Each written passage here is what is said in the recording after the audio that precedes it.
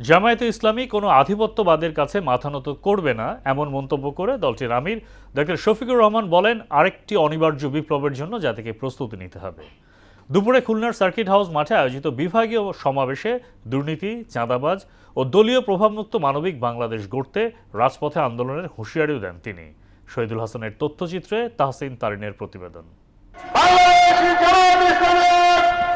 গণভোটের রায় বাস্তবায়ন, জনদুর্ভোগ নিরসন এবং দ্রব্যমূল্য নিয়ন্ত্রণের দাবিতে খুলনা সার্কিট হাউস ময়দানে জামায়াত ইসলামীর নেতৃত্বাধীন 11 দলীয় ঐক্যের এই বিভাগীয় সমাবেশ।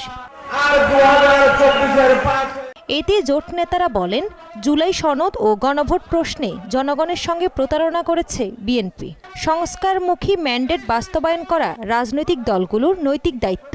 আবু জাহেলের মতন সংবিধানের আশ্রয় নিয়ে বাংলাদেশের মুক্তিকামী জনতার যে ঐতিহাসিক লড়াই, সেই লড়াইকে আপনি অস্বীকার করেছেন। বিএনপির সঙ্গে অন্তর্বর্তীকালীন সরকারের গাদ্দারদের তলে তলে আঘাত, সেটাই ছিল অন্তহীন প্রতারণা।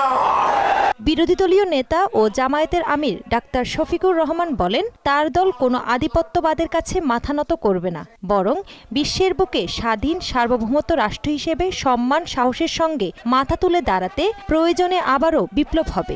আরেকটি অনিবার্য বিপ্লবের জন্য প্রস্তুতি নিতে হবে।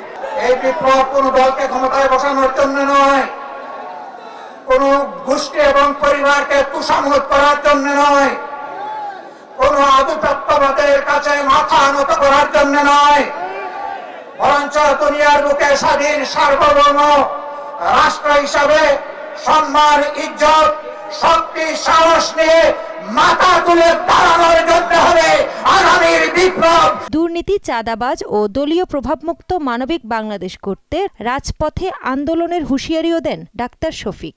দুর্নীতিমুক্ত, চাঁদাবাজ মুক্ত, দলীয় প্রভাব মুক্ত একটি মানবিক বাংলাদেশ করার জন্য আমি যুব সমাজের প্রতি আরেকবার প্রাণ করে আহ্বান জানাচ্ছি।